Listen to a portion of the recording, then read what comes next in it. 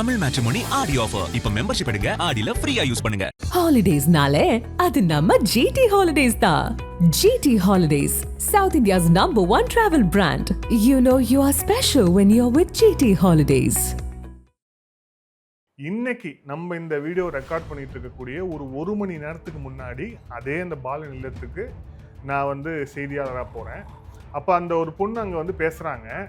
நான் வந்து பதவி விலகு சரி பிரதான பதவி விலக சொல்கிறாங்க போல இருக்குன்னு, விஜயே பதவி விலகு அப்படின்றாங்க. இது புரியல எனக்கு. அதாவது முதலமைச்சர் விஜய் ராஜினாமா செய்யணுமா? எனக்கு அப்போதான் வந்து என்னடா முதலமைச்சர் விஜய் எதுக்கு ராஜினாமா பேச சொல்லணும், அது சம்பந்தமே இல்லாமல் இருக்கே அப்படின்னு பார்த்தா அப்போதான் புரியுது. நீங்கள் வந்து வாயே திறக்கலை, நீங்கள் வந்து போராட்டத்தை வந்து ஒடுக்குறீங்க, மாணவர்களுக்கு வந்து நீங்கள் சப்போர்ட் பண்ணலை. இது எல்லாத்தையும் சொல்லிட்டு அந்த அம்மா என்ன சொல்லுதுன்னா, விஜய் வந்து பதவி விலகணும். வாட் ப்ரோ பதவி விலங்க? என்ன டேஷுக்கு நீங்க பதவியில் இருக்கிறீங்க? முதலமைச்சர் அவர் சொன்னார் இல்லையா, அந்த கரூர்ல பேசினார் இல்லையா, அதை அப்படியே போட்டுட்டு என்ன டேஷுக்கு நீங்க எங்களுக்கு ஆதரவு கொடுக்கலாம், என்ன டேஷுக்கு பதவி இருக்கிறீங்க? திடீர்னு வந்து சிபிஎம் வந்து எங்களுடைய ஆதரவை நாங்கள் வந்து வாபஸ் பெறுவதற்கு நாங்கள் யோசிக்கிறோம் அப்படின்னு யோசிக்கிறேன். வாபஸ் வாங்கிட்டு போ, நீ இப்போ மறு தேர்தல் வரட்டும், 6 மாசம் ஜனாதிபதி ஆட்சி வரும். ராஜ்மோகன் வந்து தலித்னு எனக்கு தெரியாது. என்ன ஊர்ல இருக்கிறவங்க தலித் சொல்லணுமா? உங்க வீட்டுக்கிட்ட வந்து சார் நான் தண்டோரா போடணுமா? ஆமா தண்டோரா போட்டு நான் தலித் தான் சொல்லணுமா? எக்மோர்ல நிக்கும் போது தான் எங்களுக்கே தெரியும். உங்களுக்கு எதுக்குங்க தெரியணும்? நீங்க யாருங்க? நீங்க ஒரு திரைப்பட இயக்குனர், சமூகத்துக்காக பேச நீங்க சொல்றீங்க, ஓகேவா? ஆனா ஒரு லாஜிக்கோட பேச வேணாம். அமீரும் பார்த்தீங்கன்னா அரசியல் சார்ந்துதான் பேசுறாரு. இவங்க நீட்டுக்கு பேச வந்தாங்களா இல்லை அந்த தலித் அரசியலை முன்னோக்கி எடுத்துட்டு அதை பற்றி பேசுனாங்கன்னு தெரியாது. ஏன் தலித் அரசியல் பேசக்கூடாதா? இதுக்கு முன்னாடி இருந்து 5 வருஷம் ஆட்சி நடந்தது. நீட்டு ரகசியம் எனக்கு தெரியும், முட்டை கையில் வச்சுக்கிட்டு அதை வச்சு தான் இவங்கெல்லாம் ஜெயிச்சுட்டு வந்தாங்க, கரெக்டுங்களா? அப்போ 5 வருஷம் ஆட்சி நடத்தினாங்க. கடைசியில் என்ன சொன்னாங்க, வந்து உதயநிதி ஒரு ரகசியத்தை சொல்லிட்டு போனார் உலகத்துக்கெல்லாம். என்ன சொல்றாருன்னா, சோனம் வாங்சு ஒரு வாபஸ் வாங்கினா கூட இந்த போராட்டம் தொடரும், தர்மேந்திர பிரதான் ரிசைன் பண்ணுற வரைக்கும் தொடரும் அப்படிங்கிறாரு. சரி ஓகே, தர்மேந்திர பிரதான் ரிசைன் பண்ண வரைக்கும் தொடரும்னு சொல்றீங்க, ஓகே, அதுதான் அவங்களுடைய ஃபர்ஸ்ட்லேருந்து ப்ரேயர். ஆனால் நேற்று பேசும்போது இதே அபிஷேக் என்ன சொல்றாருன்னா, தர்மேந்திர பிரதானை மட்டும் நீங்கள் அமைச்சரவையில் வச்சுட்டே இருந்தீங்க அப்படின்னா, இன்னைக்கு தர்மேந்திர பிரதான் ரிசைன்னு கேட்குறோம், நாளைக்கு இது உங்களை நோக்கி வரும். அதுதான் தடியடி நடத்துறது, மூஞ்சில் பெப்பர் ஸ்ப்ரே அடிக்கிறது, அப்புறம் வந்து ஆர்பிஎஃப் வீரர்களை வந்து எட்டி உதைக்கிறது, இது எல்லாத்தையுமே வந்து பார்க்கும்போது இது எதுவுமே மாணவர்கள் பண்ணுற மாதிரியான போராட்டமாக இல்லை. அறவெளியில் அங்கே உட்காந்து போராடுறவங்கள ஒரு போராட்டம். ஆனால் இந்த வேலையெல்லாம் பண்ணுறதை பார்த்தா இவங்க வந்து உண்மையிலேயே அறவெளி போராட்டம், இவங்க வந்து இந்த மாணவர்களுக்காக போராடுறாங்கன்னு சொல்ல முடியல. இவங்க வேற ஏதோ 7 அமைச்சர்கள் லாக்கியே இல்லை, அவங்க இந்த தலித் பிரச்சனை பேசவே இல்லைன்னு முடிவு பண்ணிட்டாரு. நீங்க மட்டும் பேசுறாராம், 1 இயர்ஸ் மட்டும் பேசுறாராம். 1 இயர்ஸ் மட்டும் அவர் வந்து ஒரு அமைச்சரை வச்சுட்டு இருக்காரு. அவர் அமைச்சர் சரியா பண்றாரு, அண்ணன் வந்து நல்லா பண்ணிட்டு இருக்காரு, மீதி 7 அமைச்சர் இல்ல. யாரு நீங்க சர்டிபிகேட் கொடுக்குறது? உங்களை யார் சர்டிபிகேட் எடுத்து ஃபர்ஸ்ட் 2 மாசத்துல ஒருத்தர் அசஸ் பண்ண முடியுமா? ஏதாவது இருக்கா? ஆதன் நேயர்களுக்கு அன்பு வணக்கம். இன்றைய அதிரடி விவாதத்தில் நம்முடன் இணைந்திருக்கிறார் பத்திரிகையாளர் கோகுலகிருஷ்ணன். இது திருப்பியும் சொல்றேன், இது நேர்காணல் கிடையாது, இது வந்து விவாதம். எதை பற்றி பேச போகிறோம் அப்படின்னா, காக்ரோச் ஜனதா பார்ட்டியோடைய போராட்டம் இந்தியா முழுமைக்கும் இல்லை, டெல்லியில், அதுக்கப்புறம் செலக்டடான சில இடங்களில் நடந்துகிட்டு இருக்கு, சென்னையிலையும் நடந்துகிட்டு இருக்கு. ஸோ இப்போது நேற்று திடீர்னு இயக்குனர் ப. ரஞ்சித் அவர்களுடைய நீலம் ஃபவுண்டேஷன் அவங்களும் இந்த போராட்டத்தை முன்னெடுத்திருக்கிறாங்க. ஆனால் அங்கே பேசப்பட்ட விஷயங்கள் அது சார்ந்து இருந்ததா அப்படின்னு மிகப்பெரிய விவாதம், மிகப்பெரிய சர்ச்சை தற்போது ஓடிக்கொண்டிருக்கிறது.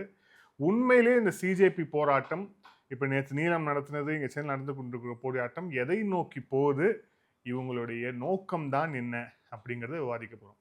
வணக்கம் சார். வணக்கம் பிரதர், எப்படி இருக்கீங்க? நல்லா இருக்கேன். Super brother. போராட்டம்லாம் பார்த்துருப்பீங்க.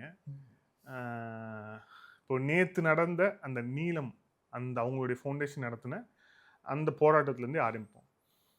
இயக்குனர் வெற்றிமாறன், தேசிய விருது பெற்றவர் ப. ரஞ்சித், ஜேம்ஸ் வசந்தன், மன்சூர் அலிகான், அதுக்கப்புறம் ஆண்ட்ரியா, நடிகை ரேவதி, இவங்க எல்லாமே வந்து திரைப்பிரபலங்கள் தான். இவங்க எல்லாருமே பங்கேற்ற ஒரு மாபெரும் ஒரு போராட்டம் நடந்தது. அதில் வந்து பேசப்பட்ட விஷயங்கள் எதை மையப்படுத்தி இருந்தது அப்படின்னு தான் ஃபர்ஸ்ட் நம்ம பேசலாம் அப்படின்னு நினைக்கிறேன். உங்களுடைய பார்வை என்ன? அதில் யாரோட கருத்து இந்த கருத்து அப்படின்னு எடுத்துக்கொள்ள விரும்புறீங்க? அதை எப்படி சொன்னாங்கன்னு நினைக்கிறீங்க? குறிப்பாக வந்து ரஞ்சித் அவர்கள் வந்து நிறைய அரசியலாக பேசிட்டு போனார். அமீரும் பார்த்தீங்கன்னா அரசியல் சார்ந்து தான் பேசுறாரு. இவங்க நீட்டுக்கு பேச வந்தாங்களா, இல்லை அந்த தலித் அரசியலை முன்னோக்கி எடுத்துட்டு அதை பற்றி பேசுனாங்களான்னு தெரியாது. ஏன் தலித் அரசியல் பேசக்கூடாதா? தலித் அரசியல் பேசலாம். தலித் அரசியல் பேசும்போது மாணவர்களுக்கான போராட்டம் இது. பேன் நீட்டுன்னு தான் வைக்கிறாங்க. சென்டரில் இருக்க சிஜேபி என்ன சொல்கிறாங்க அப்படின்னா, தர்மேந்திர பிரதான், அதாவது நடந்த தவறுக்கு பொறுப்பேற்று தர்மேந்திர பிரதான் அவர்கள் பதவி விலகணும், இது போல் இனிமேல் நடக்கக்கூடாது அப்படின்னு அந்த இதை வச்சு தான் எடுக்கிறாங்க. இங்கே வந்து ஒரு படி மேலே போயிட்டு மன்சூர் அலிகான் அவர்கள்லாம் மோடி அவர்கள் ஆட்சியே விலகணுன்ற அளவுக்கெல்லாம் போகுது. அப்படி என்ன இங்கே வந்து நடக்குதுன்னு தெரியல. இது வந்து நம்ம வந்து இரண்டு விதமாக எடுத்துகிட்டு போகலாம் அப்படின்னு நினைக்கிறோம். அதாவது வந்து அங்கே நடக்குது, அதில் வந்து நீட்டை வந்து பேன் பண்ண முடியாது அப்படின்னு சொல்லி அங்கே இருந்த அத்தனை தலைவர்களுக்குமே தெரியும். ரஞ்சித் உட்பட எல்லாருக்குமே நல்லா தெரியும். ஏன்னா இவங்க கிட்ட இருக்கிற ஆட்சி வந்து அங்கே வந்து மைனாரிட்டி ஆட்சியாக இருந்தாலும் அங்கே வந்து இவங்களால ஒரு மெஜாரிட்டி பில்லை வந்து இன்னைக்கு வந்து இருக்கிற எதிர்கட்சியால் பாஸ் பண்ண முடியாது அப்படின்னு சொல்லி அங்கே இருக்க எல்லா தலைவர்களுக்குமே தெரியும். ஸோ இது வந்து ஒரு எந்த விதமான அரசியலை நோக்கி போகுது அப்படின்னு பார்த்தீங்கன்னா, இரண்டு விதமாக இதை நம்ம வந்து எடுத்து சொல்ல விரும்புகிறோம். அதாவது இரண்டு பக்கமே மைனாரிட்டி ஆட்சி தான். இந்த இரண்டு பக்கமும் இதுக்கு பின்னாடி இருந்து யார் கேம் விளையாடுறாங்கன்றதை நம்ம வந்து தோலுரிச்சு காட்ட வேண்டிய மக்களுக்கு கட்டாயத்தில் நம்ம வந்து இருக்கிறதுனால தான் இதை வந்து பேசணும், ஒரு விவாதமாக எடுத்து பேசுவோம் பிரதர் அப்படின்னு சொல்லி நம்ம வந்து இதை வந்து மக்களுக்கு சொல்லணும்னு விரும்புகிறோம். இது திமுக கண்டிப்பாக இதில் இருக்குது அப்படின்னு நம்ம வந்து ஏன் இதை வந்து சொல்கிறோம் அப்படின்னா, இதுக்கு முன்னாடி இருந்த ஆட்சியில் இந்த போராட்டத்தில் திமுகவோட இருக்குன்றீங்களா? கண்டிப்பா இருக்கும். ஏன்னா எப்படி சார் அவங்க 5 வருஷம், அதாவது ரகசியம் நான் சொல்றேன் கேளுங்க. அவங்க போராட நான் சொல்றேன், தயவு செஞ்சு கொஞ்சம் பேச விடுங்க. இதுக்கு முன்னாடி இருந்து 5 வருஷம் ஆட்சி நடந்தது. நீட்டு ரகசியம் எனக்கு தெரியும், முட்டையை கையில் வச்சுக்கிட்டு அதை வச்சு தான் இவங்கெல்லாம் ஜெயிச்சுட்டு வந்தாங்க. கரெக்டுங்களா? அப்போ 5 வருஷம் ஆட்சி நடத்தினாங்க. கடைசியில் என்ன சொன்னாங்க வந்து, உதயநிதி ஒரு ரகசியத்தை சொல்லிட்டு போனார் உலகத்துக்கெல்லாம். அதாவது காங்கிரஸ் தலைமையிலான ஆட்சி வந்து ஜெயிச்சிடுவோம், அது மூலமாக நாங்கள் வந்து ஆட்சிக்கு வந்துடுவோம். ராகுல் காந்தியே சொல்லியிருக்காரு ஆட்சிக்கு வந்தால் நாங்கள் வந்து நீட்டை ஒழிச்சிடுவோம் அப்படின்னு சொல்லி. அதுதான் ஒரு பாசிபிள் வே. இரண்டாவது, இவங்க திருப்பி சுப்ரீம் கோர்ட்டுக்கு போகணும். அது ஒரு சாத்தியமா அப்படின்னா, இந்த காங்கிரஸ் தான் அதுக்கு அங்கே இருந்த சிதம்பரம் அவங்க மனைவி தான் வந்து நளினியர்கள் தான் கத்தம் அப்படின்னு சொல்லி முடிச்சு விட்டு போனாங்க. ஸோ இதுவும் அங்கே இருந்த அறிவார்ந்த பெருமக்களுக்கு நேற்று போராட்டம் பண்ண அந்த ஆப்ரேஷன் நீலம் ஃபவுண்டேஷன் மூலமாக நடந்தது இல்லையா? அது வந்து அவங்களுக்கு தெரியாதா?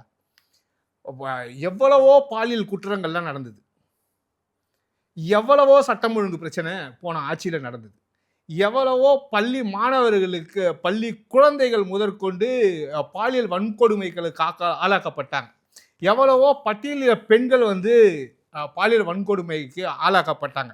அப்போதான் இந்த ஃபவுண்டேஷன் எங்கே போச்சு, யாருக்காக போராட்டம் பண்ணியது அப்படின்னு சொல்லி உங்களுக்கு தெரியுமா? ஏதாவது ஒரு போராட்டத்தை முன்னெடுத்து அவங்க நின்று பண்ணாங்கன்னு சொல்ல முடியுமா? கடைசியில் அண்ணன் ஆம்ஸ்ட்ராங் அவர்களுக்காக ஒருத்தருக்கு மட்டும்தான் குரல் கொடுத்தார், அதுவும் அரசியல் ஆதாயத்திற்காக குரல் கொடுத்தார் ரஞ்சித் அவர்கள். ஒரு குற்றச்சாட்டாவே நான் வைப்பேன். ஏன் அதுல என்ன அரசியல்? அது கண்டிப்பா ஆதாயம் தான் பிரதர். ஆதாயம் இல்லாம எல்லாருமே குரல் கொடுத்துட்டாங்க, அவரும் போய் நிக்கலனா தலித் அரசியலை முன்னோக்கி தானே அவர் எடுக்கிறாரு. வேற எந்த அரசியலும் அவர் வந்து ரஞ்சித் அவர்கள் பேசல. பொதுமக்களுக்காக அவர் பேச மாட்டார். அதாவது வந்து எப்படின்னா, எல்லாரும் மக்கள் தானே, கரெக்டா இல்லையா? அடித்தட்டு மக்களுக்காக பேசுறோம் அப்படின்னா வெறும் தலித்துகளுக்காக மட்டும் பேசக்கூடாது, பொதுமக்களுக்காக பேசணும். ஒரு ஃபவுண்டேஷன் நம்ம ஆரம்பிக்கிறோம். தலித்தோட முன்னேற்றம் வந்து பழங்குடியின மக்களுக்கான முன்னேற்றத்தை அம்பேத்கர் மட்டும் பேசினாரா? எல்லாரும் தான் பேசுறாங்க. கரெக்டுங்களா? அதை போராட்டமாக முன்னெடுத்து எல்லாருமே நம்ம எடுத்துட்டு போனோம். ஆனால் இது வந்து ஒரு குறுகிய வட்டத்தில் வந்து இருக்கும்போது இவங்களுடைய வளர்ச்சி எப்படி இருக்குன்னு பார்க்குறீங்க. ஏன் அப்போ எத்தனை பட்டியலின மாணவர்கள் வந்து வன்கொடுமை செய்யப்பட்டாங்க? அப்போ ஏன் பேசலை? அரசாங்கத்துக்கு எதிராக அப்போ ஏன் நீங்கள் வந்து போராட்டம் பண்ணலை? இதே நம்ம வள்ளுவர் கோட்டை முன்னாடி போராட்டம் பண்ண வேண்டியது தானே. இன்னைக்கு நீட் அப்படின்னும் போது இவங்க ஒரு அஜெண்டா போன இதில் கூட இது நம்ம விவாதம் பண்ணும்போது கூட என்ன சொன்னேன், பேசுறது எல்லாருமே 6 மாதம் சொல்லிட்டு இருக்காங்க. இந்த அரசியலை இதுக்கு பின்னாடி இருக்கிற அரசியல் பாருங்க, இப்போ சிஜேபி கட்சி, சிஜேபின்றது புதுசாக தான் வந்திருக்கு. இதுக்கு பின்னாடி இங்கே கம்யூனிஸ்டுகள் சேர்ந்துருக்காங்க, காங்கிரஸ் ஆதரவு தருது ஒரு பக்கம் கொஞ்சம், இன்னைக்கு அமைச்சரவையிலையும் இருக்காங்க.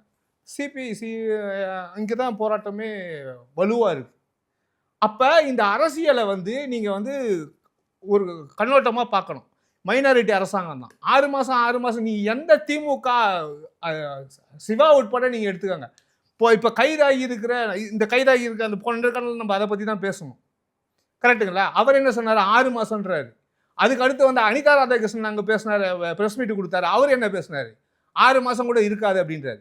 ஸோ இவங்க ஒரு மிகப்பெரிய ஒரு போராட்டத்துக்கு வலுவாக எடுத்துகிட்டு போகணும்னு பார்க்குறாங்க. அதாவது எந்த ஜென்சியை வச்சு இந்த ஆட்சி வந்திருக்கு, இந்த ஜென்சியை இதை வந்து பாலிடிக்ஸை உடைக்கணும் அப்படின்னீங்கன்னா ஒரு மாணவர் கிளர்ச்சியை உண்டாக்கணும். அந்த மாணவர் கிளர்ச்சியை உண்டாக்கி இப்போ பார்த்தீங்கன்னா மெரினா பீச்சில் வந்து பொதுமக்களுக்கு தடை போட்டிருக்காங்க. அப்போ ஒரு மிகப்பெரிய ஒரு எழுச்சி அங்கே வரும்போது பொதுமக்களும் வந்து சேர்ந்து பார்க்க வருவாங்க. ஸோ இப்போ அதுக்கு தடைக்கு என்ன பண்ணாங்க? அங்கே வந்து ஃபுல்லாக க்ளோஸ் பண்ணிட்டாங்களா? இதை வந்து அரசாங்கமும் நல்லா புரிஞ்சு வச்சிருக்கு. இந்த அறிவுன்றவர் என்ன பண்ணார்? எல்லாருமே இருக்கும்போது இவர் மாத்திரம், அதாவது விஜய்க்காக பாட்டு பாடினவர் தான் இவரை தனியாக அங்கே போகிறாரு.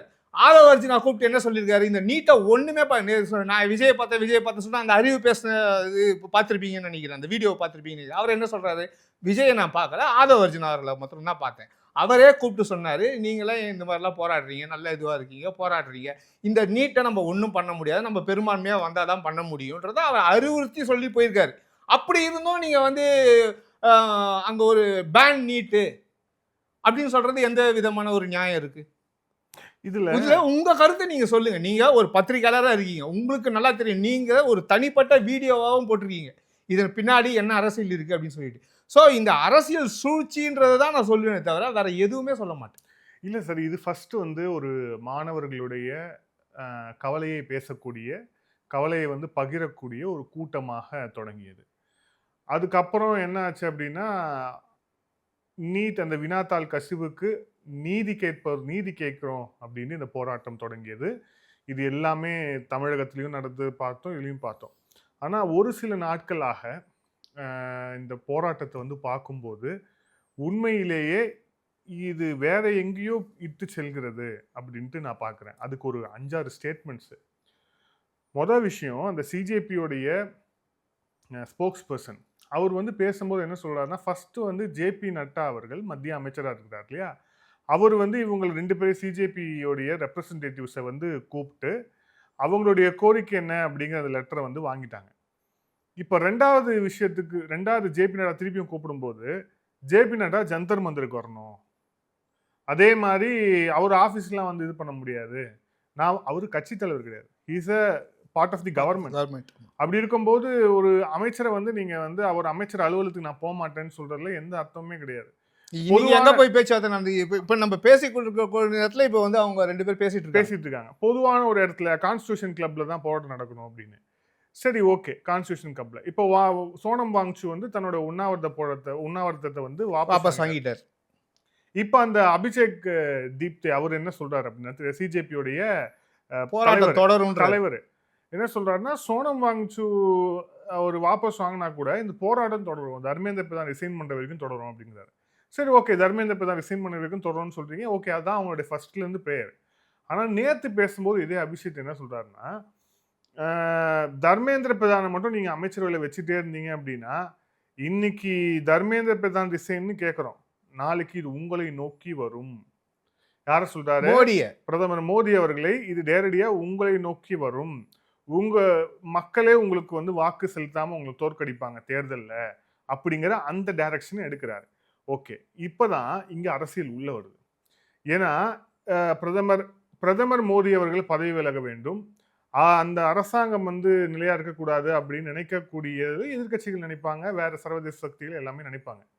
ஆனா இது வந்து கிட்டத்தட்ட ஒரு காங்கிரஸோட முழக்கம் மாதிரிதான், பிரதமர் மோடி பதவி விலக வேணும்னு. அதே முழக்கம், அதே அரசியல் ஸ்டாண்டோட நீங்க போறீங்க அப்படின்னா அப்போ உங்களுடைய இன்டென்ஷன் என்ன அப்படின்னு ஃபர்ஸ்ட் அங்கேயே ஒரு கேள்வி வருது. 2வது கேள்வி என்னன்னா, கல் எறிகிறது, அப்புறம் வந்து அதுதான் தடியடி நடத்துறது, மூஞ்சில பெப்பர் ஸ்ப்ரே அடிக்கிறது, அப்புறம் வந்து ஆர்பிஎஃப் வீரர்களை வந்து எட்டி உதைக்கிறது, இது எல்லாத்தையுமே வந்து பார்க்கும்போது இது எதுவுமே மாணவர்கள் பண்ற மாதிரியான போராட்டமாக இல்லை. அறவெளியில உட்காந்து போராடுறவங்கள போராட்டம். ஆனா இந்த வேலைகள்லாம் பண்றதை பார்த்தா இவங்க வந்து உண்மையிலேயே அறவெளி போராட்டம், இவங்க வந்து இந்த மாணவர்களுக்காக போராடுறாங்கன்னு சொல்ல முடியல. இவங்க வேற ஏதோ ஏதோ ஒன்று. இரண்டாவது வந்து இந்த நாடாளுமன்றம் வந்து கூட்டத்தொடர் வருது. 3 பில்லை வந்து பாஸ் பண்ணது. எஃப்சிஆர்இ என்ற ஒரு பில் இருக்கு, யூசிசி பில்லு, அடுத்து இருக்க பில்லு எல்லாமே இவங்களுக்கு இந்த ஒட்டுமொத்த எதிர் அரசியல் பண்ணிட்டு இருக்காங்க இல்லையா? அந்த காங்கிரஸா இருக்கட்டும், ஆம் ஆத்மி பார்ட்டியா இருக்கட்டும். இப்போ வந்து அங்க வந்து எலெக்ஷன் டைம் வேற இருக்கு. நான் முடிச்சிடுறேன். ஸோ இப்போ டெல்லியில நடந்த அந்த போராட்டம் அவங்க பேசக்கூடிய விஷயம் உணர்த்தியது அப்படிங்கிறது இது ஏதோ சரியில்லை அப்படிங்கிற விஷயத்த பொதுவா எழுப்பிடுச்சு. தமிழகத்துக்கு வந்தோம்னா இங்க இன்னும் பேரதிர்ச்சியா இருக்கு. இன்னைக்கு நம்ம இந்த வீடியோ ரெக்கார்ட் பண்ணிட்டு இருக்கக்கூடிய ஒரு மணி நேரத்துக்கு முன்னாடி அதே அந்த பால நிலையத்துக்கு நான் வந்து செய்தியாளராக போறேன். அப்ப அந்த ஒரு பொண்ணு அங்க வந்து பேசுறாங்க. நான் வந்து பதவி விலகு சரி பிரதான பதவி விலக சொல்றாங்க போல இருக்குன்னு. விஜயே பதவி விலகு அப்படின்றாங்க. என்னது புரியல எனக்கு. அதாவது முதலமைச்சர் விஜய் ராஜினாமா செய்யணுமா? எனக்கு அப்பதான் வந்து என்னடா முதலமைச்சர் விஜய் எதுக்கு ராஜினாமா பேச சொல்லணும், அது சம்பந்தமே இல்லாம இருக்கே அப்படின்னு பார்த்தா அப்பதான் புரியுது. நீங்க வந்து வாயே திறக்கல, நீங்க வந்து போராட்டத்தை வந்து ஒடுக்குறீங்க, மாணவர்களுக்கு வந்து நீங்க சப்போர்ட் பண்ணல. இது எல்லாத்தையும் சொல்லிட்டு அந்த அம்மா என்ன சொல்லுதுன்னா விஜய் வந்து பதவி விலகணும். வாட் ப்ரோ பதவி விலங்க? என்ன டேஷுக்கு நீங்க பதவியில இருக்கிறீங்க? முதலமைச்சர் அவரு சொன்னார் இல்லையா, அந்த கரூர்ல பேசினார் இல்லையா, அதை அப்படியே போட்டுட்டு என்ன டேஷுக்கு நீங்க எங்களுக்கு ஆதரவு கொடுக்கலன்னா என்ன டேஷுக்கு பதவி இருக்கிறீங்க? தமிழ் பிரசன்ன நடுவுல பேசின மாதிரி டேஷ் முதல்வர் அப்படி அந்த அம்மா பேசுது. சோ இந்த குரல் அவர்களுடைய கோரிக்கை. நான் அதுதான் சொன்னேன், பேக்ல இருக்கும் அப்படின்னு சொன்ன காரணம் பாத்தீங்கன்னா தமிழ் பேசினா டேஷ் டேஷ்னாரு. அதேதான் இன்னைக்கு இங்க ஒலிக்குதா? அதான். சோ வந்து இவர்களுடைய கோரிக்கை இது எல்லாமே எதை நோக்கி போகுது அப்படிங்கிறது ரொம்ப தெளிவா தெரியுது. சென்டர்ல மோடி, ஸ்டேட்ல விஜய், இவங்க 2 பேர் தான் இவங்களுக்கு ஸ்கெட்ச் டார்கெட். இதுதான் இந்த டார்கெட்.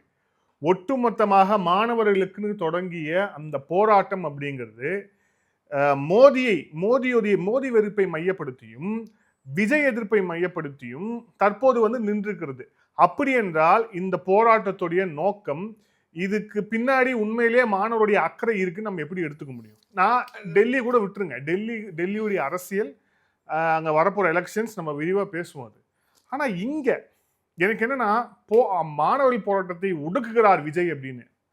அதாவது நீங்க போராடுறது டி நகர்ல, சென்னையோடைய மையப்பகுதி. ஆடி மாசம், ஓகேவா? டி நகர்ல என்ன மாதிரியான கூட்டம், ஆஃபர்ஸ் போயிட்டு இருக்கு எல்லாம் தெரியும். பொதுமக்கள் எவ்வளவு பேர் வந்து போறாங்கன்னு தெரியும். ரங்கநாதன் தெருவில் வந்து சில மீட்டர்ஸ் தூரத்துல தான் இருக்கு நீங்க போராட்டம் நடத்தக்கூடிய இடம். அந்த ஆஃபீஸ், அது ஆஃபீஸ் பார்க்கிங்காவே இருந்தாலும் சரி, அது கமர்ஷியல் பில்டிங். அங்க வந்து நீங்க அமைதியா போராடுறீங்க அப்படிங்கறதால கிட்டத்தட்ட 5 நாட்களுக்கு மேல போயிட்டு இருக்கு போராட்டம். அனுமதி கொடுத்தது யாரு? அங்க வந்து காவல்துறை பாதுகாப்புக்கு நிக்கிறாங்க அப்படின்னா எதிரால் நிக்கிறாங்க. உங்களுக்கு அனுமதி கொடுக்கலையா போராட்டம்? உங்களை ஒடுக்குறா இந்த அரசாங்கம்? ஏதாவது பேசுறதுல ஏதாவது கொஞ்சமாவது லாஜிக் இருக்கா? இந்த அரசாங்கம் தான் கொடுக்குது. இந்த அரசாங்கம் தான் அங்கங்க நீங்க திடீர்னு போய் நிக்கிறீங்க, ரோடு மறியல்னு போய் நிக்கிறீங்க, எல்லாம் பண்றீங்க. எல்லா பாதுகாப்பும் கொடுத்து உங்களை வந்து கூட்டிட்டு போறாங்க, எந்த விதமான இதுவும் பண்ணாம. கரெக்டுங்களா? அங்க டெல்லியில் நடந்த போராட்டம் மாதிரியா இங்க இருக்கு? உங்களை காவல்துறை வந்து நீங்க அனுமதிக்காத இடத்துல திடீர்னு நின்னா கண்டிப்பா வலுக்கட்டாயமா உங்களை இழுத்து அரெஸ்ட் பண்ற ராஜ்மோகன் அவர்களே சொல்றாரு, அனுமதிச்ச இடத்துல நீங்க போய் அவ்வளவு பெரிய போராட்டம் பண்ணாங்களே. ஆமா, அதுக்கு அனுமதி கொடுக்கலையா? அங்க போராடக்கூடிய மாணவர்கள் மத்தியில இன்னொரு விஷயம் நடக்குது. அது எல்லாமே திட்டமிட்டு இந்த எதிர்கட்சிகள் பண்றாங்க. எப்படி பண்றாங்கன்னா, இந்த பாருங்க, நீங்களும் தான் மாணவர்கள் இருக்கிறீங்க, நாட்டுடைய நல்லதுக்காக, ஜனநாயகத்துக்காக வந்து உட்கார்ந்து போராடிட்டு இருக்கிறீங்க. ஆனா இன்னொரு கூட்டம் என்ன பண்ணுது? அங்க தியேட்டர்ல விசில் அடிச்சு தியேட்டர்ல பாக்குது. இது வந்து வன்முறையை தூண்டுறது இல்ல? அப்போ அங்க உட்கார்ந்து என்ன தோணும்? அவன் மேல ஒரு வெறுப்பு வரும். எங்க அந்த ஃபர்ஸ்ட் டே ஃபர்ஸ்ட் ஷோ பாக்குறவங்க மேல வரும். ஃபர்ஸ்ட் டே ஃபர்ஸ்ட் ஷோ பாக்குறதோ, அவங்களுக்கு பிடிச்ச ஒரு நாயகருடைய படத்துக்கு போறதோ ஒன்றும் தேச துரோகம் கிடையாது, இல்ல ஒன்றும் தடை செய்யப்பட்ட படம் கிடையாது ஜனநாயகம். ஸோ அந்த படத்துக்கு போறவன் எல்லாம் முட்டா கூட்டம், அங்க இருக்கக்கூடிய இளைஞர்கள்லாம் மோசமானவர்கள். நீங்க இங்க இருக்கக்கூடிய மாணவர்கள் பத்தி நீங்க பேசுறீங்க அப்படின்னா அவங்களுடைய உங்க இன்டென்ஷன் என்னன்னா அவர்களுக்கு எதிராக வெறுப்புணர்வு தூண்டி விடுறாங்க. அவங்களுக்கு எதிராக இவர்களை தூண்டி விடுவது. ஸோ தூண்டி விட்டா என்ன ஆகும்னு எல்லாருக்கும் தெரியும். கண்டிப்பா. அப்போ உங்களுடைய இன்டென்ஷன் என்ன, அதுதான் மிக முக்கியமா. தீநகர் மையத்துல வந்து தீநகருடைய மையப்பகுதியில உங்களுக்கு வந்து அனுமதி கொடுத்து உங்களுக்கு வந்து போட வச்சிருக்கக்கூடிய இந்த அரசாங்கம் வந்து உங்க போராட்டத்தை ஒடுக்குது அப்படின்னா, அப்ப நீங்க கடந்த கால அரசெல்லாம் நீங்க என்னன்னு சொல்லுவீங்க? அதுதான் சொல்லிட்டேனே ஏற்கனவே. என்ன கூலி தொழிலாளி போராட்டத்தில் என்ன சார் நடந்தது? நீங்க சாதாரண கூலி தொழிலாளி எடுத்துக்கங்க. இந்த முன்பல பணியாளர்களா இருந்தாங்களே, அந்த கொரோனா டைம்லலாம் நம்ம தெய்வமா போற்றணும்னு சொல்லுவோம்ல, தூய்மை பணியாளர்கள் போராட்டமா இருக்காங்க, நர்ஸு போராட்டம், மாற்றுத்திறனாளிகள்லாம் கூட்டின்னு போய் எங்கேயோ கேளம்பாக்கத்தில் விட்டாங்க. பாவம் கண் தெரியாதவர்கள்லாம் கதறினாங்க. அதாவது இங்க போராடுறாங்க, எழிலகம் முன்னாடி இங்க போராடுறாங்கள, பஸ்ஸு பிடிச்சி எடுத்துன்னு போயிட்டு கேளம்பாக்கத்துலையும் இது கிளாம்பாக்கத்தில் எடுத்துன்னு போய் விட்டுட்டு அவங்க எங்கேருந்து எப்போ போவாங்க? கதறி இருக்கிறாங்க ஒவ்வொருத்தரும். முதியோர்கள் பென்ஷனுக்காக போராடினாங்க. அந்த முதியோரை எடுத்துன்னு போய் கிளாம்பாக்கம் தாண்டி எடுத்துன்னு போய் விட்டு வந்தாங்க. இப்படியா வந்து இந்த அரசாங்கம் இன்னைக்கு நடந்திருக்கு? அதுதான் உங்களுக்கு அவங்களும் சரி பண்ணட்டும் தான் அவரும் முதலமைச்சர் விட்டு வச்சிருக்காரு. கடைசியில பார்த்தா எந்த முதலமைச்சர் விட்டு வச்சிருக்கான்னு இல்ல, அவங்களுக்கு ஜனநாயக உரிமை இருக்கு, அதை பிராக்டிஸ் பண்ணட்டும் அப்படின்னு சொல்லிட்டு இந்த அரசாங்கம் அனுமதித்து இருக்கிறது. ஆனா அங்க போய் உட்கார்ந்துகிட்டு இப்போது இருக்கக்கூடிய சூழ்நிலையில் ஒரு திமுகவுடைய ஆதரவு பெற்ற ஒரு அரசு மருத்துவர் பேசுறாரு.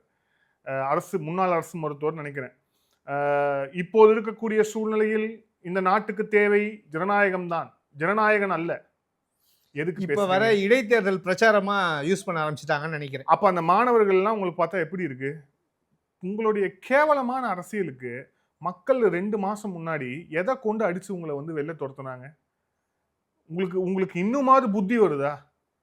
ஒரு மாணவர்களுடைய போராட்டத்துல அந்த மாணவர்கள், உண்மையிலே நானும் சொல்றேன், அந்த வினாத்தாள் கசிவுக்கு காரணமானவர்கள் தண்டிக்கப்பட வேண்டும். அமைச்சர் தர்மேந்திர பிரதான் பதவி விலக வேண்டும். என்னோட கோரிக்கையும் அதுதான். ஏன்னா யாராவது ஒரு அக்கௌண்டபிள் ஆகணும். ஒரு வாட்டி இல்ல, 4 வாட்டி நீட் பேப்பர் லீக் ஆயிருக்கு. படிச்சவன்லாம் ஒன்னும் படிச்சு இந்த எக்ஸாம் படிக்கிறவன்லாம் ஒன்னும் முட்டாள் கிடையாது. அந்த அமைச்சர் பொறுப்பான அமைச்சரா, ராஜினாமா பண்ணு அப்படின்னு ஒரு அக்கௌண்டபிலிட்டியை கொண்டு வரணும். அது கேட்கறாங்க, போராட்டம் பண்ணா பரவாயில்லையே, அதுதான் அது நியாயமான விஷயம். முதலமைச்சர் விஜய் பதவி விலகணும்னு வந்து அங்க உள்ள ஒரு குரல் வருதுன்னா, அந்த குரலை பார்க்க வேண்டிய கட்டாயம் அப்படிங்கிறது இருக்கு. பிரதமர் மோடி பதவி விலக வேண்டும் அப்படின்னு ஒரு குரல் வருதுன்னா அந்த குரலை பார்க்க வேண்டி இருக்கு. அது யார் இவன் இப்படி பேசுறான் அப்படிங்கறத கவனிக்க வேண்டி இருக்கு. பின்னாடி யார் இருக்கா, எந்த விதமான அரசியல், என்ன அரசியல் இருக்கு அப்படிங்கறத வந்து பார்க்க வேண்டி இருக்கு. இப்ப டெல்லியில நடக்கக்கூடிய போராட்டத்திற்கு வந்து இவங்க இப்போ பாஜகவுடைய ஆதரவாளர்கள், அவங்களுக்கு வந்து ஒரு பழக்கம் இருக்கு, எவனா இருந்தாலும் ஆன்டி இந்தியன், தேச துரோகி, இவங்க மட்டும்தான் தேசத்தை வந்து பாதுகாக்கிறாங்கன்னு. பாஜகவினர் மட்டும் இல்ல, தலைவர்கள் வரைக்கும் அப்படிதான் இருக்காங்க. அதனாலதான் அவங்க அந்நியப்பட்டு போறாங்க. எனக்கு என்ன சொல்றேன் அப்படின்னா, அந்த போராட்டத்துக்கு பின்னாடி இருக்கக்கூடிய அரசியல் காரணம் என்ன? ஆம் ஆத்மி கட்சி உள்ள இருக்கும்னு எனக்கு சந்தேகம் எனக்கு இருக்கு. ஆரம்பத்தில இருந்து ஆம் ஆத்மி இருக்கு, காங்கிரஸ் சார், எல்லாருமே இதை வந்து அரசியலாக்க தான் பார்ப்பாங்க. அரசியலாக்க பாக்குறதுங்கிறது வேற சார். ஆனா வந்து நீங்க அரசாங்கத்தை டீஸ்டபிளைஸ் பண்ணணும் அப்படிங்கறதை நோக்கி நீங்க நகர்றது அப்படிங்கிறது வேற. இங்க கூட விஜய் அவர்களை விமர்சிப்பதற்கு 1000 பிரச்சனைகள் இருக்கு. இப்ப கூட லாக்அப் பண்ணணும். இப்ப இந்த ஜோர்ல நடந்த லாக்அப் தெரியாம போகுது இல்ல, லாக்அப் டெத் பத்தி அதுக்கு குரல் கொடுத்தாங்களா நேத்தி? அதெல்லாம் குரல் கொடுக்க மாட்டாங்க. அது குரல் கொடுக்கல. நம்ம இத பேசணும், லாக்அப் டெத் பேசணும், சென்னையோட கூவம் விஷயம் பேசணும், இங்க இருக்கக்கூடிய இந்த சென்னையில இருக்கக்கூடிய பல்வேறு அடிப்படை பிரச்சனைகளை பத்தி பேசணும். தமிழகம் முழுக்க இந்த ராம்சார் நிலங்களை எடுத்துக்கோங்க, அதுதான் அதை பத்தி பேசணும். இது எல்லாத்தையும் பத்தி பேச வேண்டிய சூழல்ல. ஆனா இது எல்லாத்தையுமே பேசாம விஜய் பதவி விலகணும், பிரதமர் மோடி பதவி விலகணும் அப்படின்னு சொல்லியிருக்கிறாங்க. ஸோ இது சந்தேகிக்கப்பட வேண்டியது ஒண்ணு. ரெண்டாவது பாருங்க, நீலம் ஃபவுண்டேஷன் நடத்தின, அது திருப்பி அதுக்கு வரும், நீலம் ஃபவுண்டேஷன் நடத்தின அந்த ரஞ்சித் அவர்கள் போராட்டம், ரஞ்சித் அவர்கள் நடத்தின போராட்டம், அவர் பேசுறதுலயே வன்னியரசை தவிர வேற யாரையும் நான் வந்து ஒத்துக்க மாட்டேன், தலித் அமைச்சர்களே கிடையாதுன்ற ரீதியில் வரைக்கும் பேசுறாரு. நீங்க யாருங்க ஒத்துக்கிறதுக்கு? அவர் எல்லாருக்குமான அமைச்சர், பொதுவான அமைச்சர்கள். அதுதான் மக்கள் ஒத்துக்கிட்டாங்க. அரசாங்கம் விஜய் அவர்களுக்கு மேண்டேட் கொடுத்துருக்குறாங்க. மக்கள் 1.25 கோடி மக்கள் ஓட்டு போட்டு தேர்ந்தெடுத்திருக்கிறாங்க. தலித் அமைச்சர்கள் கம்மியா, ரெப்ரசன்டேஷன் கம்மியா இருந்துச்சுன்னா ரெப்ரசன்டேஷனே இல்லைங்கிறது. கொடுத்தா திமுக ஆட்சியில 2 இல்ல சார், அதுதான் சொல்றேன், 2 அமைச்சர்கள் எப்போ போட்டாங்க? எல்லாரும் போராடி நம்மள போல பத்திரிகையாளர்கள் பேசிதான் அவர் கடைசியில வந்து பள்ளி கல்வித்துறைக்கு போட்டாங்க. அது வரைக்கும் இவங்க எல்லாம் போராட்டமா பண்ணாங்க. கரெக்ட். இப்ப நான் சொன்னேன்னா, இவர் வந்து ஆம்ஸ்ட்ராங்க உயர்கல்வி- தவிர வேற உயர்கல்வி- யாருக்குமே குரல் கொடுக்கல. கரெக்ட். உயர்கல்வித்துறை அமைச்சரா போட்டாங்க. போட்டாங்க. அது வந்து இவர் பேசினாரா இன்னைக்காவது? அந்த அரசியல் எடுத்து பேசியிருக்காரா ரஞ்சித் அவர்கள்? நீங்க சொல்லுங்க. நம்ம போல பத்திரிகையாளர்கள் பேசிட்டு இருக்கோம். இல்ல எனக்கு என்ன புரியலன்னா, தலித் ரெப்ரசன்டேஷன் கொடுக்கலன்னா யாருமே இல்லைன்னு சொல்றது, கொடுத்தா இவன்லாம் எனக்கு பேசவே இல்லை நான் ஒத்துக்கவே மாட்டேன்னு சொல்றது. உங்களுக்குலாம் என்னதான் பிரச்சனை? இவங்களுக்கு உண்மையிலே சொல்றேன், உங்களுக்கு என்னதான் பிரச்சனை? உங்களுக்கு கொடுக்கறது பிரச்சனையா, கொடுக்காம இருக்கிறது பிரச்சனையா, இல்லை இவங்களுக்கு தான் கொடுக்குறேங்கிறது பிரச்சனையா, இல்லை இவங்களுக்கு ஏன் கொடுத்தேங்கிறது பிரச்சனையா? உங்களுக்கெல்லாம் என்னதான் சார் பிரச்சனை? ஏன் சார் கடந்த 5 ஆண்டுகளை எவ்வளோ பிரச்சனை? நான் இவ்வளோ பிரச்சனை நான் பாயிண்ட் அவுட் பண்ணி சொல்றேன்.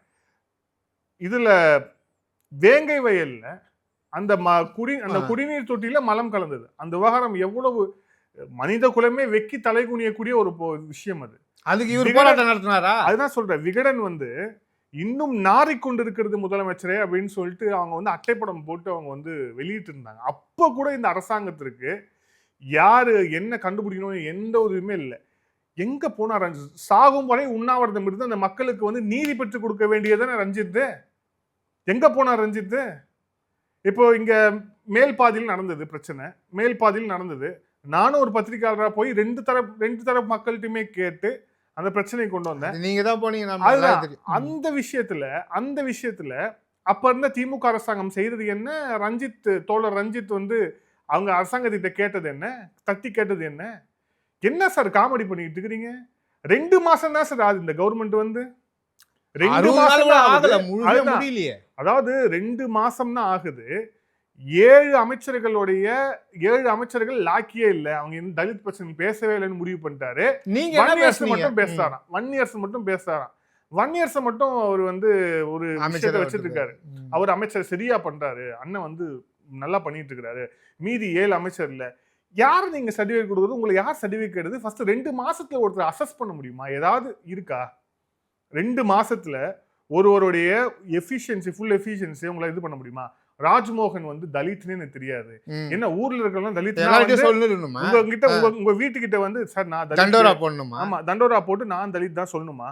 எக்மோர்ல நிக்கும் போது தான் எங்களுக்கே தெரியும். உங்களுக்கு எதுக்குங்க தெரியணும்? நீங்க யாருங்க? நீங்க ஒரு திரைப்பட இயக்குனர், சமூகத்துக்காக பேச நீங்க சொல்றீங்க, ஓகேவா? ஆனா ஒரு லாஜிக்கோட பேச வேணாம். எந்த லாஜிக்குமே கிடையாது. லாஜிக்கோட படம் எடுக்கவும் தெரியாது. அதான் சொல்றேன், 7 அமைச்சர்கள் வந்து ஒண்ணுமே இல்லையா? அவங்க தலித் பிரச்சனைக்காக 2 மாசத்துல எவ்வளவு பிரச்சனை வந்து, நீங்க 2 மாசத்துல நிறைய தலித் பிரச்சனை வந்து இல்ல. நீங்க எந்த விஷயத்துக்காக வந்து ரோட்டு இறங்கி போராடினீங்க? நீங்க எந்த விஷயத்துக்காக வந்து 2 மாசம், அதாவது ஆம்ஸ்ட்ராங் படுகொலை நடந்த பிறகு ஒரு பொது மேடையில் ரஞ்சித்தை வந்து நான் இப்பதான் பாக்குறேனே. அப்ப இவ்வளவு நாளா படுத்து தூங்கிட்டு இருந்தீங்களா? 2 மாசமா தலித் பிரச்சனை ஏகப்பட்டு வந்துச்சுன்னா நீங்க எந்த பிரச்சனை நீங்க பேசுனீங்க? ஸோ அப்போ இவர்களுடைய இது எல்லாமே எதை நோக்கி போகுதுன்னா, திருப்பி விஜய் அரசாங்கம் சரி, அந்த சிஜேபின்னு ஒண்ணு அவங்க அங்க போராட்டம் பண்ணதை இங்க இவங்க பண்ணி, ஏன் இப்ப சிஜேபி போர்வையில இவங்க எல்லாம் வந்து வெளியே வராங்க திரும்பி. சரிங்களா? நம்ம அப்படிதான் எடுத்துக்கணும். அதாவது சிஜேபின்றது வந்து மாணவர்கள் போராட்டத்துக்காக போராடுறாங்கன்ற நம்ம ஒரு பக்கம் எடுத்துட்டா கூட, இவங்க அரசாங்கத்துக்கு எதிராக எதற்காக இந்த போராட்டத்தை முன்னெடுக்கிறாங்கன்னு பார்க்கணும். இன்னொன்று, அந்த பிரின்ஸ் கஜேந்திரன் அவர்கள் பேசின நிறைய பாயிண்ட்ஸை நீங்கள் கவனிச்சிருப்பீங்கன்னு நினைக்கிறேன். பட்டியலின மாணவர்களுக்கு சீட்டு கிடைக்கலன்றலாம் பேசுகிறாங்க. கிட்டத்தட்ட ஒரு, அதாவது 2014 வரைக்கும் எவ்வளோ சீட்டு இருந்தது உங்களுக்கே நல்லா தெரியும். வெறும் 800 சீட்டுகள் தான் பட்டியலின மாணவர்களுக்கு கிடைச்சது. பிரதமர் மோடி வந்த பிறகு அது அப்படியே டபுள் ஆயிருக்கு. வெறும் தமிழகத்துக்கு 11 இது வந்து புதுசாக வந்து மருத்துவக் கல்லூரியும் கொடுத்துருக்காரு. அது மூலமா இன்னும் பிளஸ் எக்ஸ்ட்ரா இன்னொரு 800 மாணவர்கள் உள்ள போய் சேர்ந்திருக்காங்க. ஏதாவது அந்த பர்சன்டேஜ் கம்மியா இருக்கா? இல்ல சார். இதுல என்னன்னா, வெற்றிமாறன் அதுதான் வந்து பேசிட்டாரு. வெற்றிமாறன் வந்து டெல்லியில வந்து நீட் வந்து முறைப்படுத்தணும்னு கேட்குறாங்க, இங்க வந்து நம்ம பேன் பண்ணணும்னு கேட்குறோம், அவங்களும் வந்து பேன் பண்ணணும்னு சொல்லணும் அப்படின்னு சொன்னாரு. அதுக்கப்புறம் பின்னாடி மேடையில இருந்து யாரோ சரிப்படுத்தினாங்க போல இருக்கு. வெற்றிமாறன் சொன்னது ஆக்சுவலி உண்மை. அவங்க ஒன்றும் இப்போ அபிஷேக் தீப்தியோ அவங்கள யாருமே வந்து நீட்டை பேன் பண்ணணும்னு சொல்ல. பேன் பண்ணணும்னு சொல்ற ஆளுங்க வந்து தமிழ்நாட்டை தான். ஏன் பேன் பண்ணணும்னு ஒரு குரல் வந்து இங்க ஜாஸ்தியா ஒலிக்கிறதுக்கான காரணம் அந்த பேன் பண்றது, பதாகை நிக்கிறது, அங்க பாராளுமன்றத்தை நிக்கிற எம்பிகள் தன்னந்தனியா இன்னைக்கு நிக்கிறாங்களே, யார் நிக்கிறது? அதோட குரலா தான் நீங்க பார்க்கணும். அதுதான் ஓப்பனா பேசுவோம். திமுக எம்பிகள் தான். திமுக எம்பி தான். திமுக நான் அதான் ஸ்டார்டிங்கே சொல்றேன். இது பின்னாடி திமுக தான் இருக்குதுன்னு நான் சொல்றேன். இல்ல இதுல என்ன விஷயம்னா நீட் வந்ததுக்கு அப்புறம் ஏழைகள் யாரும் படிக்கவே முடியல. ஏழை மாணவர்கள்லாம் வந்து இதாகல அப்படின்னு. இதுல என்னன்னா 2020 முதல் தமிழகத்துல கிட்டத்தட்ட 2020 முதல் கிட்டத்தட்ட 2500 அரசு பள்ளி மாணவர்கள் இப்போ வந்து நீட் மூலியமா படிச்சு பாஸ் ஆகி இப்போ வந்து மருத்துவ படிப்பு பண்ணிட்டு இருக்கிறாங்க. 2500 மாணவர்கள்.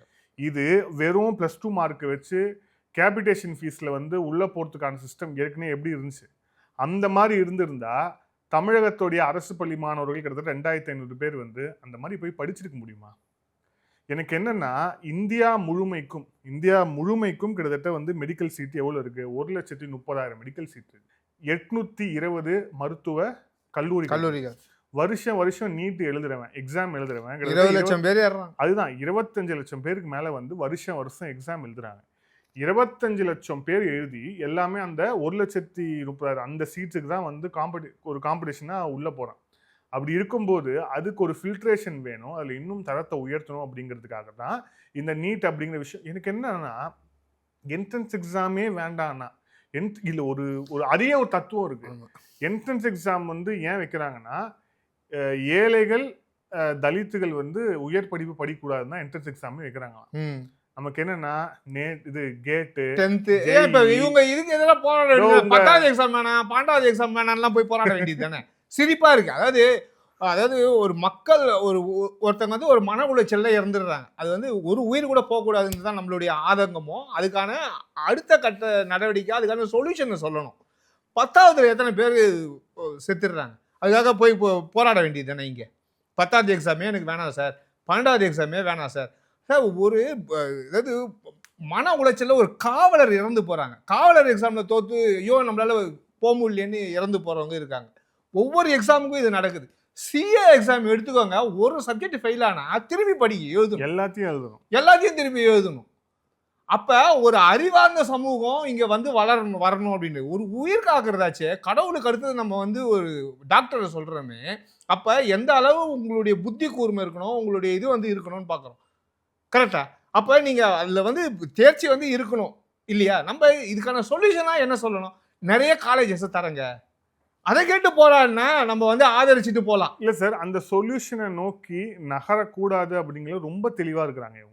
எனக்கு அதுதான் ஆச்சரியமா இருக்கு. சொல்யூஷன் வந்துருச்சுன்னா இவங்களால அரசியலே பண்ண முடியாது. அதுதான் தாவேகா அரசாங்கம் குறிப்பா தாவேகால விஜய் அவர்கள் கூட பேசும்போது அவங்களுடைய தேர்தல் அறிக்கை இல்லைன்னா பொதுக்கூட்டம் நினைக்கிறேன் 2 இடத்துல எங்கேயோ பேசும்போது கல்வியை ஒன்று மாநில பட்டியலுக்கு கொண்டு வாங்க, அப்படி இல்லைன்னா சிறப்பு பட்டியல்னு ஒன்று கொண்டு வாங்க. கன்கரண்ட்ல எடுத்துட்டு வாங்க. கன்கரண்ட் லிஸ்ட் வேற, ஸ்பெஷல் லிஸ்ட்னு சொல்லிட்டு இவர் ஒன்று புதுசாக ஒரு கான்செப்ட் சொல்றாரு. ஸோ அதில் வந்து கொண்டு வாங்க. இதில் கொண்டு வந்தா இதுக்கான தீர்வு அப்படிங்கிறது வந்து நகரம் அப்படின்ட்டு வந்து அவர் சொல்றாரு. ஒரு மாநில அரசுடைய முதலமைச்சராக அவர் சொல்றத ஒரு கன்சிடரேஷன் நம்ம எடுத்துக்கலாம்னு வைங்க. ஆனா அதை கூட புரியாம, அது கூட என்னன்னே தெரியாம வெறும் நீட் பேன்னா நீங்க என்னதான்ப்பா சொல்ல வரீங்க? நமக்கு வந்து உங்களுடைய கோரிக்கை தான் என்ன? ஏன்னா டெல்லியில உட்காந்துருக்க கோரிக்கை வேறையா இருக்கு, இங்க இருக்க உட்காந்துருக்க கோரிக்கை வேறையா இருக்கு. அது கூட விட்டுருங்க. திடீர்னு ஆர்டிகல் 370 கொண்டு வரணும் திருப்பி. அதுக்கப்புறம் வந்து திருப்பியும் வந்து நீங்க வந்து பாகிஸ்தானை திருப்பி குத்துறணும். இல்ல ஆர்டிகல் 370 வருது. ஆமா, அதை எடுத்துட்டா என்ன ஆகும்? ஆர்டிகல் 370 எடுத்துட்டு போனா இன்னைக்கு போய் அங்க நிலம் வாங்க முடியுமா உங்களால? இன்னைக்கு இந்தியா ஃபுல்லா நிலம் வாங்கலான்றாங்க. யார் வேணா இந்தியாவில் இருக்க தமிழ்நாட்டில் இருக்கவங்க கூட இன்னைக்கு வந்து காஷ்மீர்ல போய் நிலம் வாங்கலாம். அன்னைக்கு அது மாதிரி இருந்ததா? இன்னைக்கு பாகிஸ்தான்ல அங்க இருக்க காஷ்மீர் மக்கள் எவ்வளவு சந்தோஷமா இருக்காங்கன்னு சொல்றாங்கல்ல. இதெல்லாம் இவங்களுக்கு என்ன பிரச்சனைன்னு தெரியல. முதல்ல தமிழ்நாட்டு பிரச்சனையை பாருங்கன்ற நம்ம. நீங்க அப்புறம் வந்து பாகிஸ்தான் பிரச்சனைக்கும் இந்த பிரச்சனைக்கும் முதல்ல போகலாம். இங்க இருக்க மக்கள், அடித்தட்டு மக்கள் இன்னைக்கும் நம்ம வந்து சொல்றோம். இந்த போன திருப்பி எனக்கு அதுதான் வருது. போன விவாதத்துல கூட சொன்னோம், நீங்க போய் எடுத்ததுதான் பட்டியலின மக்களால புதைக்க விட மாட்டேங்கிறாங்க. அதுக்கான போய் நின்னாரா ரஞ்சித்? அதை நீங்க தான் எடுத்துட்டு போய் போட்டீங்க. அதுக்கப்புறம் தான் வெளியவே தெரியுது எவ்வளவு கனிம வளம் திருடு போகுது. அதெல்லாம் போய் அதுக்கெல்லாம் போராட மாட்டேங்கிறாங்க. இதுல இன்னொரு விஷயம் பாருங்க. அதே அந்த நீலம் ஃபவுண்டேஷனுடைய விழால புரட்சி இயக்குனர் அமீர் பேசுறாரு, சரிங்களா? அவர் வந்து அடிக்கடி நான் வந்து இந்தியன் ப்ரூஃப் பண்ண வேண்டியதா இருக்கு, அததான் முதல்ல ஃபர்ஸ்ட் பேசுவாரு. முதல்ல நீங்க வந்து Suppress பண்றாங்க எங்களை. ஒரு இயக்குனர். ரெண்டாவது நீட் சிரிச்சுட்டே வேற சொல்லும்போது எனக்கும் சிரிப்பு வருது பிரதர். வினாத்தாள் கசிவுக்கு எதிராக நீங்க வந்து போராடக்கூடிய மாணவர்களுக்கு ஒரு உந்து சக்தியா இருக்கணும்னு நீங்க போராடுறீங்க. ஆனா போராட்ட மேடையில போயிட்டு மாணவர்களை வந்து வன்முறை கூடாதுன்னு சொல்லக்கூடாது. வீட்டுக்குள்ள பாம்பு வந்து அடிக்க தான் செய்வாங்க. அதனால நம்ம என்ன சொல்லணும் அப்படின்னா, அடங்கமறு, அத்துமீறு, திமிரி எழு, திருப்பி அடி. யார்கிட்ட? மாணவர்கள்கிட்ட. அப்படியே எங்கேயோ கேட்ட மாதிரி இருக்கு. எங்கேயோ கேட்டது இல்ல. விடுதலை சிறுத்தைகள் கட்சி தலைவர் திருமாவளவன் அவர்கள் வந்து அவருடைய கோஷம் தான் அது. நான் என்ன சொல்றேன், அந்த கோஷத்தை விடுங்க. என்ன மெசேஜ் சொல்ல வரீங்க நீங்க மாணவர்களுக்கு? அவங்க வந்து அறவெளியில போராடிட்டு இருக்கிறாங்கிற ஒரு நல்லா இருக்க தமிழகத்தை ஒரு பத்தி எறிய வச்சு இந்த ஆட்சிக்கு எதிரா, அதாவது வந்து என்ன பண்ணணும்னா விஜய் மேல ஒரு இந்த இமேஜை கொண்டு வரணும். மாணவர்களுக்கு அந்த ஜென்சி தலைமுறை, எந்த ஜென்சி தலைமுறையால ஓட்டு இருந்ததோ அந்த ஜென்சி வாக்குகளை அப்படியே திமுக பக்கம், இன்னைக்கு ஸ்ட்ராங்கா இருக்கிறது எதிர்கட்சி, அங்க அவங்க தானே 75 இதோட இருக்காங்க, அதை அப்படியே திருப்பணும் தான். சோசியல் மீடியாலையும் பார்த்துருப்பீங்கன்னு நினைக்கிறேன். நிறைய புது புது முகமாக லேடிஸாக பார்த்து விஜய் ஆட்சியை பற்றி எதுக்கு என்ன ப்ரோ அப்படின்னு போடுறாங்க பார்த்தீங்களா. அது பக்கம் ஒரு பக்கம் ஜூலியா அவர்கள் மூலமாக ஒரு பக்கம் நடந்துட்டு இருக்கு. இது இந்த பக்கமாக நடந்துட்டு இருக்கு. அதுதான் நான் ஸ்டார்டிங்லேயே சொன்னேன். இதுக்கு பின்னாடி இந்த இடைத்தேர்தல் ஒன்று மெயின். ரெண்டாவது இதை வந்து ஒரு வருஷம் கூட இந்த ஆட்சியை வந்து நிலைக்க விடக்கூடாதுன்றது மிகப்பெரிய ஒரு அஜெண்டா இருக்கு. அதுக்காக இவங்க வந்து மீண்டும் மீண்டும் ஏதாவது செஞ்சுட்டே தான் இருப்பாங்க. அதுதான் இந்த அடங்கமறு, அத்துமீறு, திமிரி எழு, திருப்பி அடிங்கிறத மாணவர்கள் போராட்டத்துக்கு மத்தியில் நீங்க சொல்றீங்க அப்படின்னா, உண்மையிலே சொல்றேன், இந்த கருத்து சொன்னதுக்காகவே அவரை வந்து கைது பண்ணியிருக்கணும். ஏன்னா மாணவர்களை வந்து மேற்கொண்டு நம்ம பேசுறதால அங்க கைது பண்ணி நீங்க இது வரைக்கும் உள்ள இருக்காரு போன தடவையில. அதான் மேற்கொண்டு அவங்கள வந்து மாணவர்களை போராட்டத்துக்கு தூண்டுறது, போராட்டத்துக்கு தூண்டுறது கூட கிடையாது, வன்முறை தூண்டுறாரு. அதுதான் வன்முறைக்கு தூண்டுறீங்க நீங்க. ஏன் இன்னும் கேஸ் போடலன்றது ஆச்சரியம் தானே. அதுதான் வன்முறைக்கு தூண்டுறீங்க நீங்க. அது எப்படி வந்து நீங்க அதனாலதான் ஒருவேளை விஜய வந்து இன்னும் இந்த கேஸ் எல்லாம் போடாம இருக்கிறதுனால இங்க வந்து விஜய் வந்து பதவி விலகுன்றாங்களா ஒருவேளை? அதுதான் சொல்றேன், திமிரி எழு திருப்பி அடி அப்படின்னா இது மாணவர்களுக்கு சொல்லக்கூடிய ஐடியாவா அது? ரெண்டாவது நீங்க சொல்லாமா அது? ஃபர்ஸ்ட் என்சிபி கேஸை போய் முடிச்சுட்டு வாங்க சார். என்ஐஏ விசாரணை இருக்கு. என்ஐஏ என்சிபி கேஸ் வந்து இருக்கு, ஓகேவா?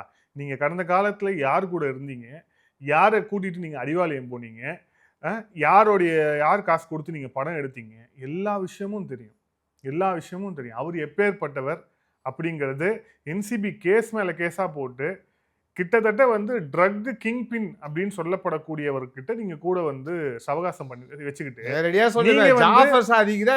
காரணமும் அவர் தான் கொடுத்தாருன்றது வரைக்கும் என்ன விசாரணை இருக்கு. நீங்க வந்து வாங்க பேசுங்க, அதான் நீங்க ஒரு கிளீன் ஸ்லேட். ஆமா, இப்ப நீங்க வந்து எங்க மாணவர்களுக்கு வந்து நீங்க அட்வைஸ் பண்றீங்க, அதுவும் அட்வைஸ் பண்ணாலும் பரவாயில்ல, சரி பண்ணிட்டு போங்கன்னு விடலாம்.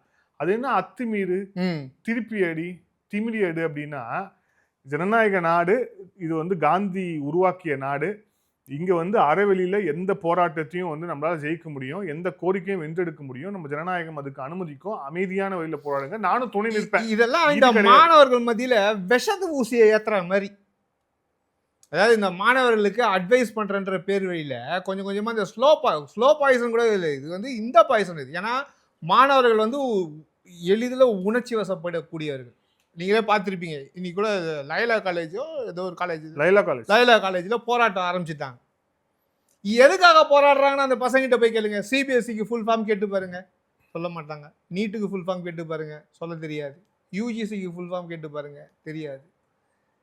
இல்லை இந்த நாட்டோடைய அதாவது வந்து சினிமா ஸ்டார் பற்றிலாம் டக்குன்னு சொல்லிடுவானுங்க. இந்த நாட்டுடைய சிடிஎஸ் யாருன்னு கேளுங்க. இந்த உங்கள் உயிரை, இந்த நாட்டை பாதுகாக்கிற ஒரு சிடிஎஸோட பேரை கேட்டு பாருங்க. இந்த மக்களுக்கு நான் போய் பல மக்கள்கிட்ட எடுத்திருக்கேன், இந்த நாட்டோட சிடிஎஸ் பேர் என்ன அப்படின்னு சொல்லி.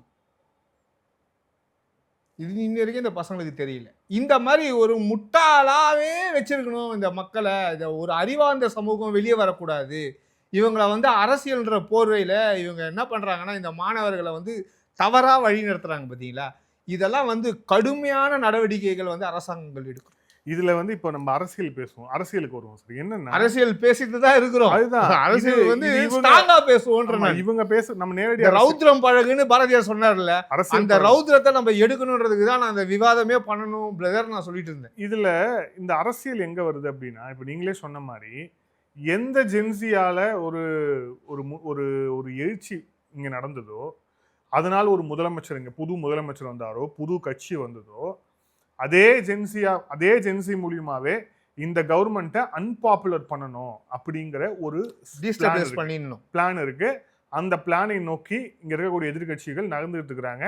திடீர்னு வந்து சிபிஎம் வந்து எங்களுடைய ஆதரவை நாங்கள் வந்து வாபஸ் பெறுவதற்கு நாங்கள் யோசிக்கிறோம் அப்படின்னு வாபஸ் யோசிச்சுட்டு பண்ணிட்டு போ. போங்க. இல்ல, ஏன் இல்ல. யோசிக்கிற? வாபஸ் வாங்கிட்டு போ.